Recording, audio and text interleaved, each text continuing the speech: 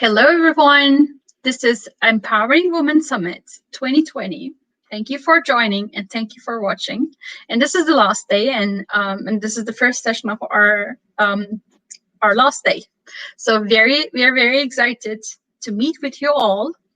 And we have an amazing guest here today with us. This is Simaya Kar. I would like to also introduce you John Hofman, and he's IEEE Power and Energy Society Global Chair of Young Professionals Committee. So, and we will also have very interesting discussion today. Actually, this is more like a technical focus session, and we have a lot of things to learn from John. And we will have also the Q&A section after John's presentation. And you can leave your messages, questions anytime during the presentation on the chat box. And after the presentation, we will be addressing all your questions. So feel free to comment. Thank you so much for watching. And I would like to welcome John. Thank you. As Samia said, my name is John Hofman. I want to welcome you all. I like this opportunity to speak to not just local people, but people around the globe. And that's one of the privileges we have as volunteers for young professionals and or IEEE. We get to speak with people not just locally, but around the world. And in Turkey, that's been a real privilege. It's one of the countries on my list that I love to visit someday. My wife and I, once our kids are gone, it's one of our goals to do something like that. So like Samay said, I am the PESYP chair, Young Professionals chair. I've been the chair since 2015, and this is actually my last year. And I have the privilege of turning the reins over to Samay after this year. And I know she's going to do great in that role. My day job is working for Burns & McDonnell Engineering Company. In that role, I'm currently the Northwest USA distribution modernization lead is what we call it, but really it's anything to do with distribution engineering. I help lead and these efforts, and we'll go into a lot of the areas I cover, but just because my topic is really around the electrical distribution side. So also within IEEE, I'm also the co-chair of the IEEE PES Scholarship Plus initiative, which right now is mostly focused on the US, Canada, and India, but long-term goals is we want to get this rolled out internationally, but we got to get for everywhere you expand to with this initiative, we have to get local support from local vendors and people or companies that will say, yeah, we want to sponsor scholarships for people who are going for power engineering degrees. So that's kind of the goal of this, because in the US at least, there's been a lack of getting enough engineers going through the college system, electrical engineers, power engineers specifically. So that's why this initiative began in the US. I'm also a Washington State University grad in the US. That's up in Washington State, in Northwest US, if you aren't familiar. Which kind of goes with the rest of my theme. I'm a lot of Northwest in my bio right now. So I also spent some time in Hawaii from my company. I got to spend a year over there with my family, which is great, working, and they got to go swimming every day in Hawaii, which is more than I got to do, but they got to enjoy that time. All right, so electrical distribution current trends. You know, the current trend is obviously grid modernization. That's a big topic, what we talk about all the time. And what does that look like? These areas that you see here are not just the modernization, but some of the things that have been ongoing for, since the beginning of the electrical distribution grid. Vegetation management obviously has been around since the beginning, because wherever we put poles and wires, we've got to maintain the vegetation around it, because otherwise we get faults, and that's a big deal. So even though that's an old thing, it's still very current today. Also, but some new things that we see is distributed storage, distribution automation, field area networks, distributed generation, DERs. That's obviously a big thing these days. the AMI and AMR advanced metering infrastructure, that is quite another thing that a big trend that we see hitting almost every utility across the world. And then obviously another big thing as we see is the underground distribution. Although it's always been around, it's becoming more of a trend to do that more and more, not just for aesthetic reasons, but for storm and other reasons that we might have out there. Here in Northwest, in the West Coast of USA, wildfires are a big thing. So having that distribution underground saves millions of dollars, but at the same time, it costs millions of dollars to put it there. So it's coming that direction. Secondary networks aren't really a modern thing that's been around since the 1930s. And if you're not familiar with how that works, you have your substations that bring feeders into a downtown, and you don't see a lot of poles and wires necessarily because everything's underground. But in the secondary network, all of the primaries go to a transformer, and then they have what's called a secondary network protector, which will acts like a giant diode in the most simplest of terms. It allows the current to flow one way, but it doesn't allow backfeeding of current. So you could tie all of these secondaries from different transformers together, so that and not worry about backfeeding if there's an issue on one or another, or a fault that happens. So it's a very reliable system, but if it happens, it's a catastrophic failure that can happen as well. So you got to watch out for those. So let's just begin with looking at some of these devices and stuff. So on distributed automation devices, there's a lot of them. Just the kind of high level, what they look like, there's load tap changers, capacitor banks, sectionalizers, reclosers, voltage regulators, feeder monitors, and that's kind of what we see of the picture, that little light up in the corner. That's just an example of one of those. Obviously, transformers aren't necessarily what would be considered an automation device, but they're becoming more of an automation device.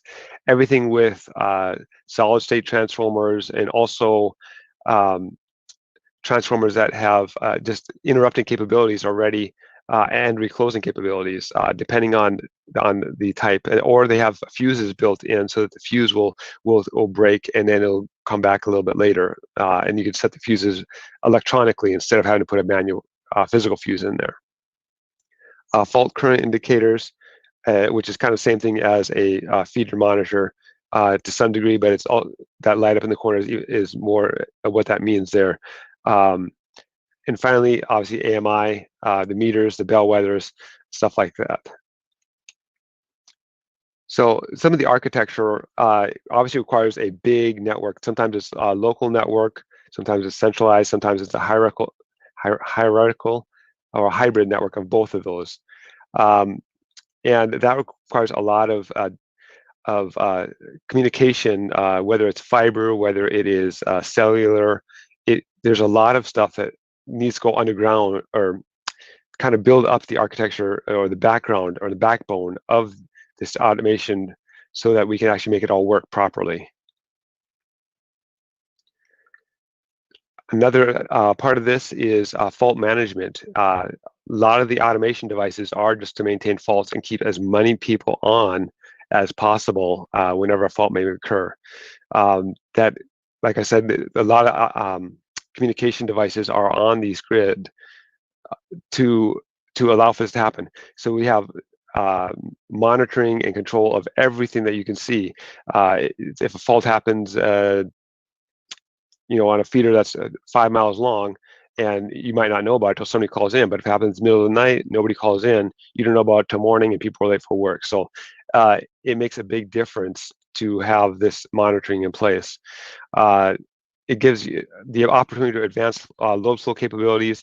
It allows, so automatically you can have these monitoring in place, and it could upload right into your load flow models, even in programs like SIME or Synergy or some of the other ones that are out there. And you can automatically know where that fault happened because it went right into this system, or what happened, not just where it was, but why it happened, what device failed to cause this to happen. Another thing with DERs on the grid, we have the two-way power flow happening. up where I'm at in the Northwest, we don't have a lot of DERs yet because, frankly, we have a lot of clouds and rain, and up where we are on the solar index, it's not quite as feasible to have at such a high level. But we are pushing to get more and more still, even with though that is the case. And we do have a lot of wind up in this area, so we do get some wind, but for the amount of trees we have, we don't have a lot of that either. So we got to have the right location for everything, and that's always a challenge. Adapted protection and finally volt-var management is also a big thing. And volt-var management is kind of optimizing the voltage in VARs by looking at capacitor bank settings and placements. And sometimes we've gotten to cases where we've been working on a volt-var management project, and we've seen that a capacitor bank actually has been off for, say, a year and a half, and nobody knew it because they had an issue with a fault. The crews went out there and they had to kill devices on the system due to that fault, and they just never got turned back on. So having active monitoring on things like voltage regulators or capacitor banks makes a big deal for maintaining optimal system settings. All right, so what are the objectives of fault management? And really, it's just simply to locate faulty network sections and be able to isolate those faults as quickly as possible to get people back up. So what we will see is we'll have something up there like a cap bank or a switch of some sort that that will fault will happen, and it will open up, and it'll let people know right away, and that's the big thing we'd want to see. So we will isolate that fault. We'll get crews out there coming, and we will get it closed back in as quick as possible. In some cases, it'll obviously close back in on itself, and it will not be an issue. The most common device you'll see for these sort of things will be a recloser. And nowadays, we actually have more than one type of recloser. We have your typical one that just says there's a fault, I'm going to reclose in a certain period of time. Now we have also ones that they work more on the frequency side, not just on the fact that there's outage. So if the frequency starts being faulty, it will open and say, okay, there's something funky going on. I'm going to open up and keep the system from failing. Okay, more on this architecture. For volt-var management, the cool objective for volt-var is to control and satisfy the loading constraints for any particular feeder. So there are two common approaches to voltage regulation. Volt-var optimization is used to improve the overall efficiency of the network, and usually through the management of reactive power in order to optimize the power factor of a system. Another one that is not fully always talked about is CVR, or conservation voltage reduction. And this is an application function that is used to improve the overall efficiency through optimal control of voltage and reducing energy consumption, kind of like we talked about with the capacitor banks more. Examples would be minimizing active power loss, or minimizing power demand, or generating reactive power, depending on what the need may be. But all in all, it will maximize revenue for utilities that oftentimes the utilities can't admit it right away because they don't see it right away. But when they use these methods, they often see less power loss, and they actually enjoy seeing higher revenues on their side. So it maximizes the revenues for the utilities. This picture on the right here actually shows a camp bank that is deployed, and the controller is shown at the bottom for this cap bank. And on the pole, you can see that the street light or something there, but that is actually a router that is mounted out there. It's actually not a street light, it's a router. And that's out there doing the communication for this capacitor bank. And this particular one happens to be a GE capacitor rack, and the controller is SNC IntelliCap, and the router is a Tropos 1310 wireless mesh router. All right. And this kind of just goes into a little more details about some of these things. The optimization of VAR producing devices will help support voltage systems, and the algorithms for this is all very important, and how you set them up. But really, what they do is they help collect that SCADA data, and they send the controls to the VARs to the lower voltage, or remove the VARs even if necessary. Let me jump to the next page here. There we go. So another big thing that we are seeing, one of the biggest trends right here in the U.S., and I don't know about Turkey, but this is actually a big thing in the U.S. right now, because we've had a lot of hurricanes and major storms, major winter storms, windstorms, and here on the west coast of the U.S. this year, we had one of the biggest wildfire events that we've seen in probably 50 years, and it shut down quite a bit. We were actually stuck inside our houses, even not because the storm was or the wildfires at our house, but the smoke was so bad that nobody could leave their homes for almost a week, except to go to a store to get more food, really. That was quite the interesting thing this year. But different mitigation things we're seeing as in for this is we're seeing a lot of covered conductor. Sometimes that's tree wire, and really all that tree wire is it is a wire like you normal would see on a pole, but it's covered in some sort of poly covering to allow so that if any a tree or a branch or anything hits that branch or that line, it doesn't just fault out because something touched it between two phases. It will actually stay on for quite some time. Unless it falls and gets knocked down, of course, then nothing will help that. Another one is the spacer cable systems, which we got a picture of shown up in the upper corner here. In that one, you take all three phases and the neutral potentially, and you bring it down into a diamond-shaped pattern. And you basically bring it down to its minimum NESC clearances, excuse me, so that you can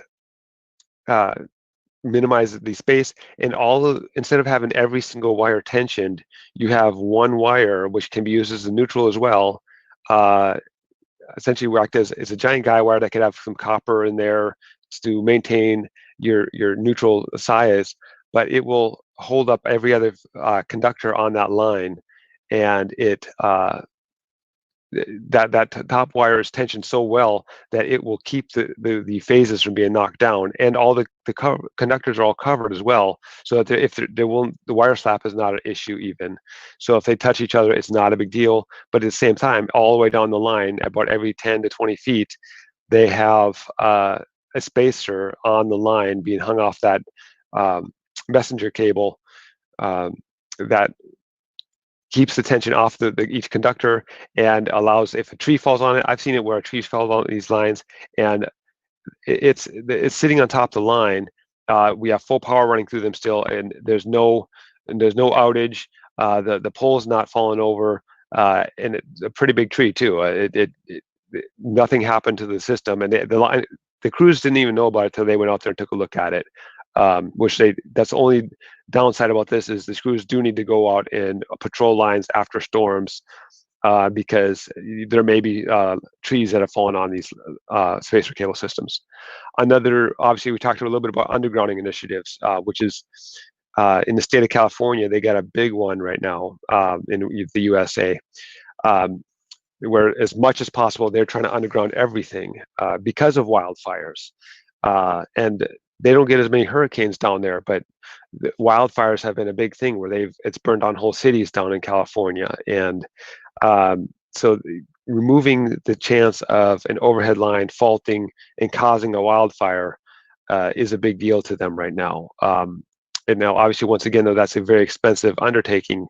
So they're doing it as they can, but it's a very important endeavor and a very important thing to keep people in power in emergency situations.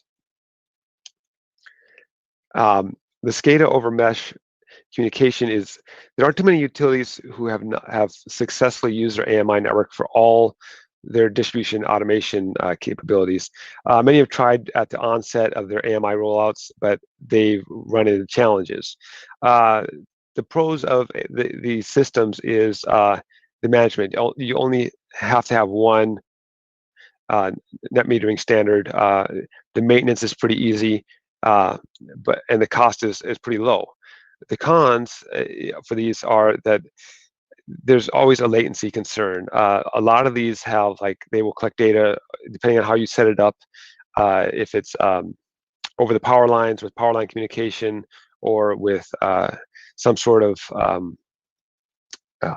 external communication method through fiber, whatever it happens to be, there's the different latencies that happen. And if you especially if you try and piecemeal together with different systems, some of these might have like once every 15-minute reporting issue.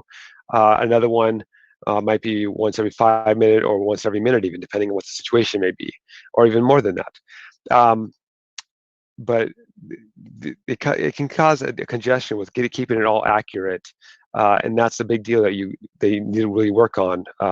And when you're setting up your system, you need to make sure that you're doing it right the first time possible. These can also be used for volt var control a little bit, but not to the level a full volt var rollout could do.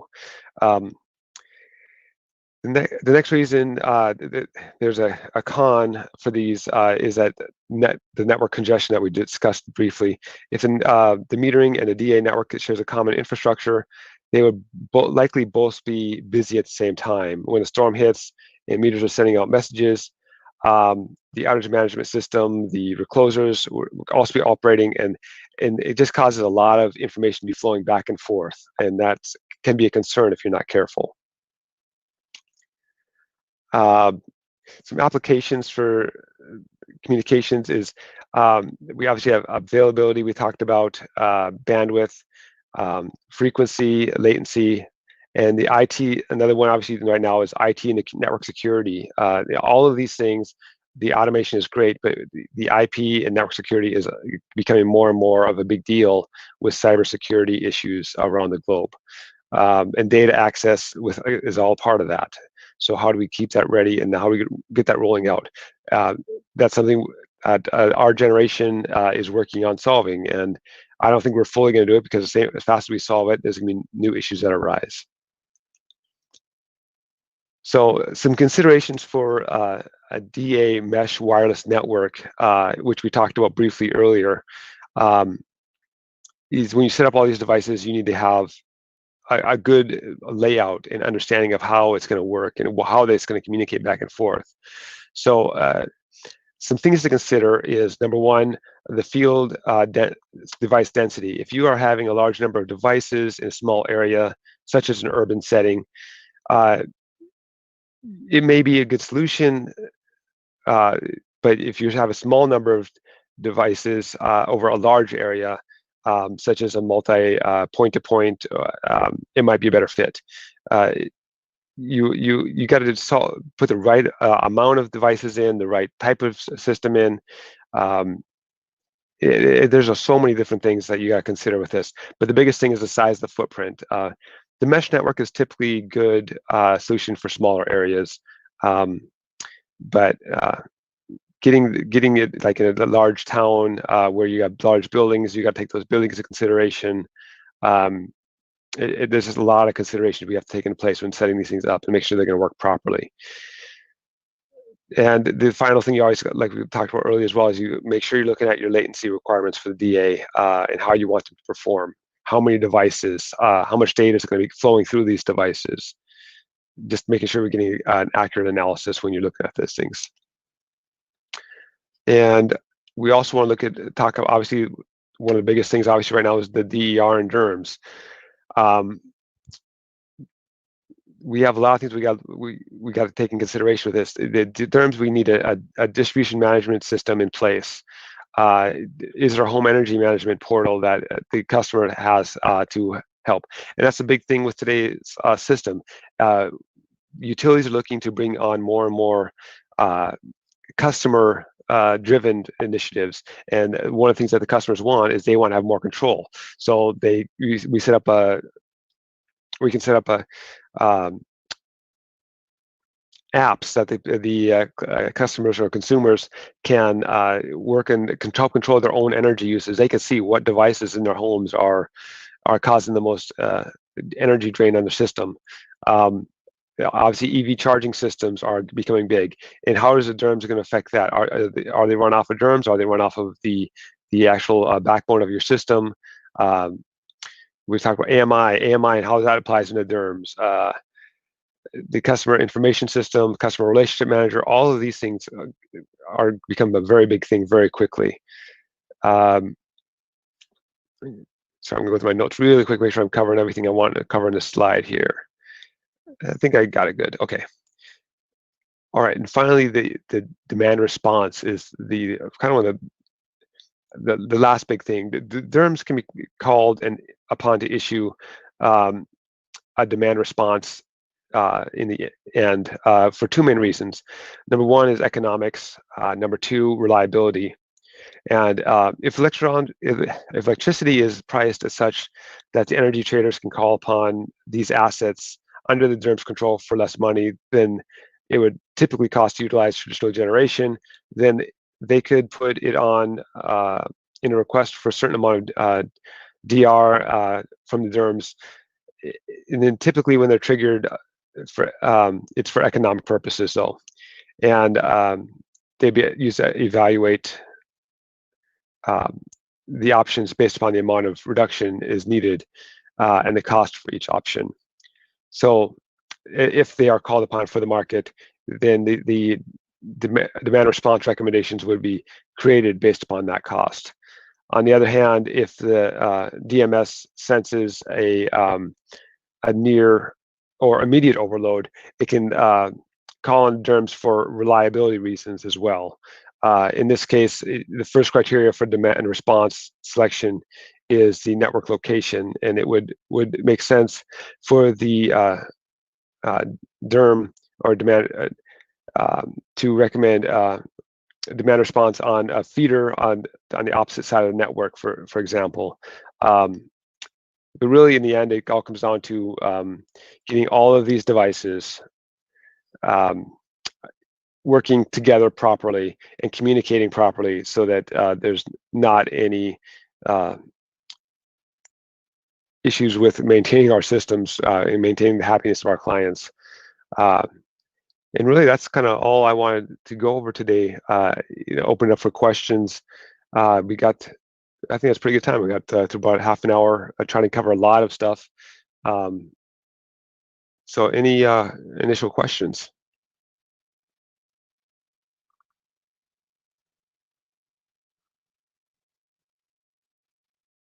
I was muted. So let's see if there are some questions. So it's a good reminder for the audience. So you can ask your questions on the chat box. But meanwhile, I have one question. Actually, I have a few questions, but can we start with my question? Sure. Yeah. So, well, actually, I want to ask your opinion about future direction of electric distribution systems from 2021 and further. Like, how do you see the future direction? That's actually a pretty big question. Honestly, I do see a lot more automation of the grid happening, but at the same time, it's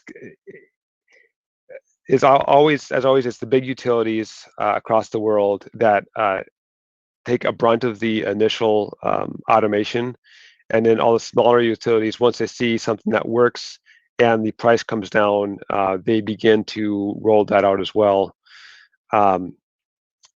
And in some cases, we have countries that don't have any architecture, or the whole country is basically run more like a small utility because they don't have the capital behind them right now, or they may not even have full rollout in their country for the system yet, or for a good, reliable electric system. But they have the opportunity to implement all these things right away, obviously, and not have the issues that a lot of the large utilities are having right now. But I think the biggest things I see is, yes, the automation, but more and more, I think we're going to see a lot more undergrounding of the lines, primarily because I'm across the globe. I think we're seeing a lot more major storm events. I know I talked about a lot about what we saw in the U.S. right now, but that's because that's what I have to focus on in my day job. But I do watch the news quite a bit, and I watch what's happening on the globe, and I see not just the storm events that happen, but I also see a lot of the cyber crimes that are happening around the globe. And I think that's going to be the big things that are going to be moving forward with the distribution system. Is number one, number one, there's automation in general, but the improvement of a lot of these devices, even some of the research that's going on that is improving these devices to the point that we're not having to have as much control. A lot more AI is being involved, but at the same time, we still want to have the human eyes behind it to maintain just that gut check. Like, is something being missed? I think, I don't know. Does that begin to answer your question?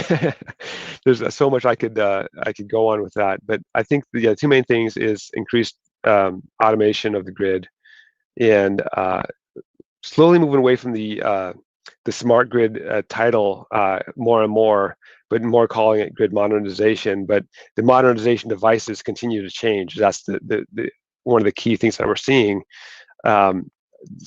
Reclosers have they're still simple, but they've changed so much over the last 20 years that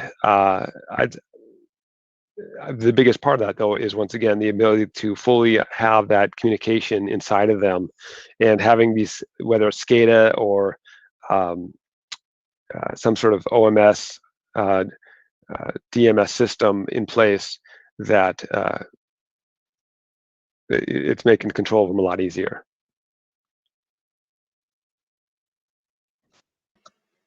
Well, John, you addressed well. Thank you so much for the answer. And you pretty much covered many things. So I might have more questions from that, but I would like to ask actually another question relevant to yourself. Okay. So you're a leader for global a community in your professionals or for some years, and you're leading a global multicultural team. Mm-hmm. And also in your day job, you have very successful, also multicultural leadership role, management role, and a very successful professional job and day life, day job. So I would like to ask your opinion, and your advices for those who wants to upskill or reskill themselves for a successful volunteer leadership role, and also for successful professional life. So how to get, just like get more skills, or how to improve themselves in this direction. Initially, I would say start with saying yes, even if you're not confident in what you're saying yes to. I think, but when I got involved with young professionals, I was actually still in college, and I happened to go to the IEEE general meeting I'm trying to remember which one it was. I can't remember where it was that year, but I was sponsored to go by somebody just by chance. I happened to just say yes to the right people and do the right favors for them. Where they go, well, you've done good for my organization, or whatever happens to be. I would like to sponsor you to go to this event. So it all began for me with just simply saying yes and volunteering for a couple of things. And the things I volunteered for weren't always power engineering or my career focus related. Sometimes they were, sometimes they were not. But saying yes even when you're not comfortable makes a big difference. and being that I was in college and I had a family at the time, it made it challenging because it took a lot more of my time away from my family to do so. But it made a big difference long term. And I made sure I communicated with my wife on this point right away because it was important to me. She's obviously my first priority in all going to school and everything. My family's my first priority, and then second comes everything else, including my career. So making sure that she was okay and understood what and why I was doing things was important. So if you have that requirement in your life, make sure you do that first. But secondly, make sure you take time to say yes to people and yes to situations and scenarios that can put you in contact with people. When I went to this conference, the first one, I met the young professionals chair, and we just chatted. I got to go back again, and the next thing you know, I was offered a position as a regional rep, and then I got to know the chair quite a bit over that year, and or two it was. I can't remember how long it was. I think it was 2 years, maybe 3. But next thing you know, he's getting ready to step down, and he wants me to step in as the chair. So it kind of works that way pretty quickly, if whether you want it to or not. You have the opportunity to say yes or no at any of these points, though, and say, yeah, I do want to continue moving forward in this area, or I don't. But going to these conferences, I didn't just meet the young professionals leads. I also met technical leads for different things. I met people from national labs here in the U.S. I met people from places like Turkey and Sweden, Australia, around the globe who have come to this conference, and many of them I've got to say that now they become my friends, and I'm proud to say that.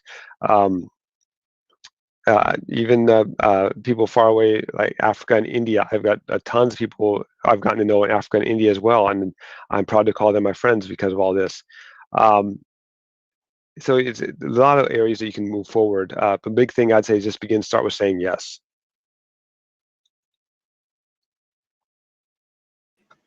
Well, actually, prioritization is so important for balancing life, work, and also life.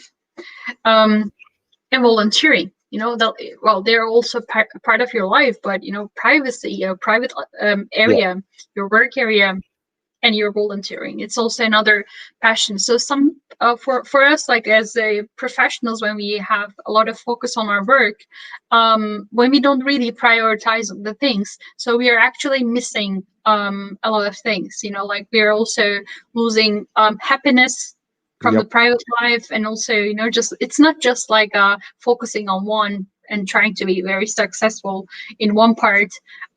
Balancing actually is the key behind all of these happiness and success, right? Yep. And actually, another side point off of that is I was chatting with one of my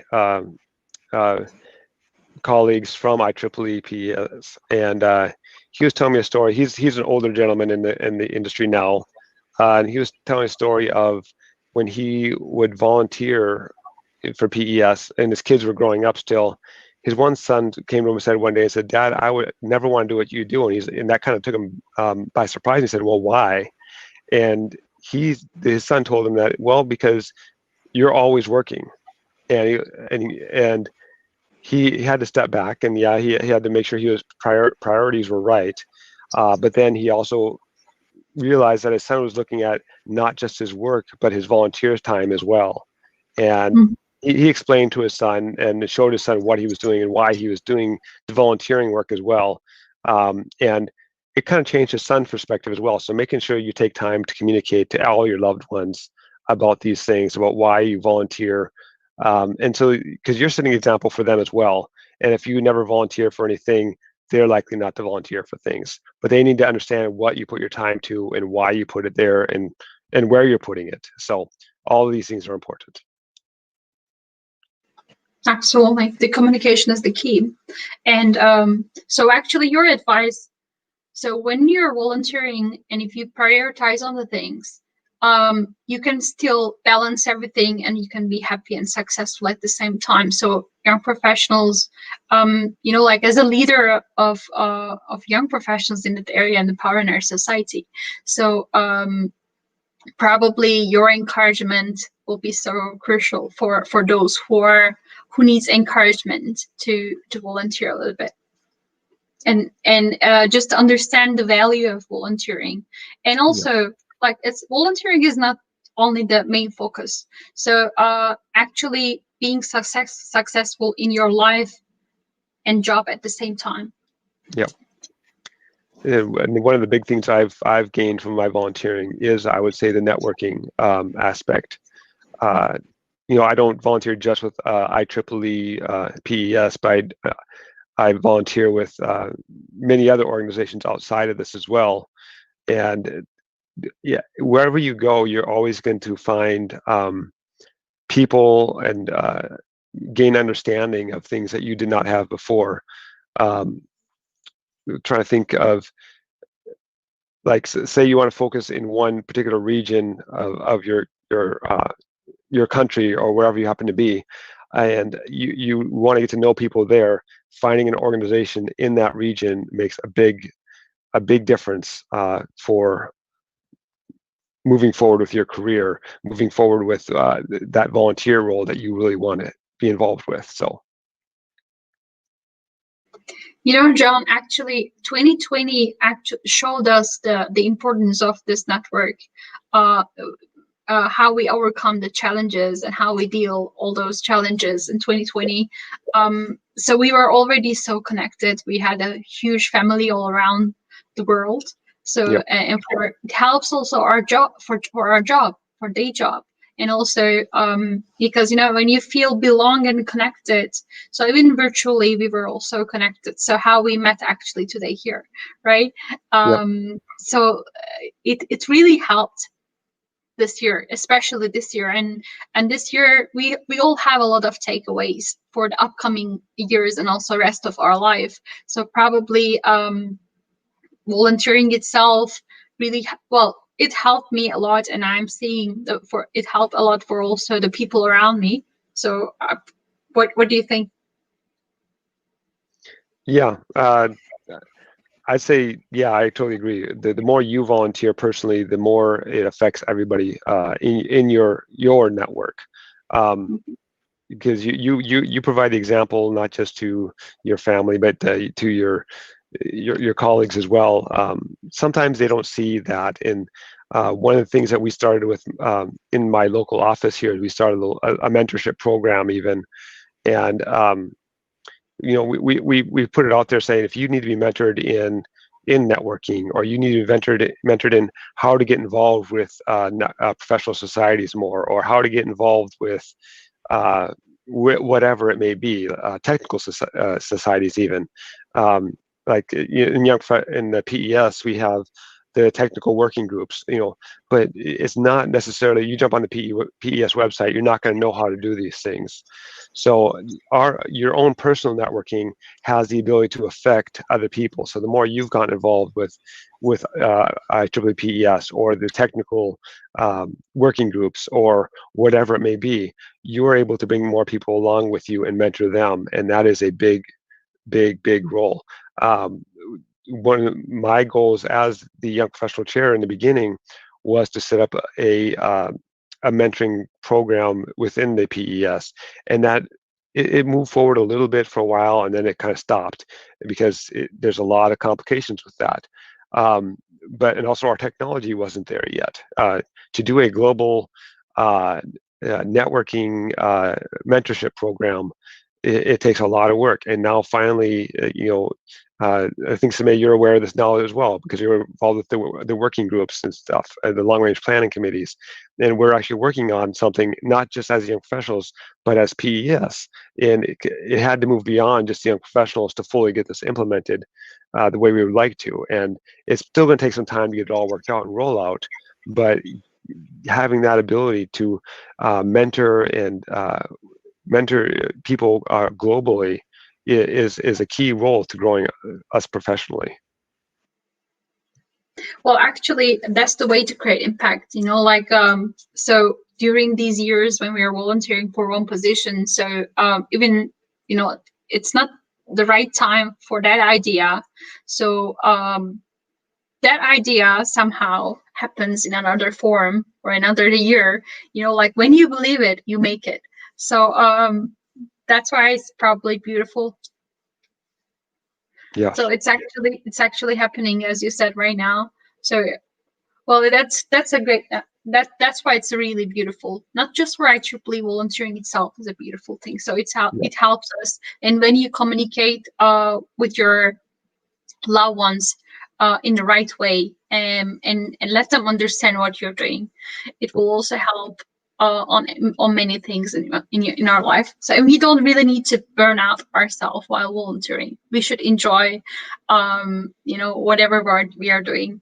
So that's also another key. So then you enjoy, you just like, you want to give back to the society, and it returned to you in some forms, right?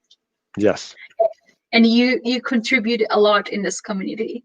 Well, I work with you, as our leader. So like, I would like to appreciate everything you do. Well, thanks to you. So like, you touch many people's life.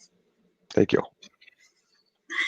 So before closing, on behalf of IEEE Turkey Women Engineering, I would like to thank you for your time and delivering this thoughtful and insightful speech and presentation. So that was very useful and helpful for many of us, and all your advices during this presentation. Before closing this session, I would like to ask your final words and comments and advices. All right. My final words would be, make sure you say yes a lot, but at the same time, balance that with what you can do. Step out of your comfort zone and move forward. Believe it or not, I am not a big talker. I'm not an extrovert who goes out and talks a lot. I like my quiet time quite a bit, but I do understand the importance of both mentoring and giving back to people and helping other people grow, because it's important. Just as much as I want to see my own kids grow, I want to see other people grow. It's part of what ingrained in me to see that. So I want to encourage it to be ingrained in you as well, and be not just a mentor. You may be young in your career now, you may be up there in your career, I don't know, but be willing to step out and mentor others and say yes to volunteer positions so that you can advance and grow your network as well. Thank you so much, John, Thank for you. being here and for everything. And this is the end of the session. So Empowering Women Summit 2020, as the last day of the summit, will continue with 2 more sessions, and later on the closing ceremony will happen on 9 p.m. GMT+3, so in 2 hours. So we have 3 more sessions, and for this session and all the sessions that already happened in last 2 weeks, you can find them on YouTube, and you can watch whenever you want and share with your network. And thank you so much for watching and being here, and we look forward to meet again.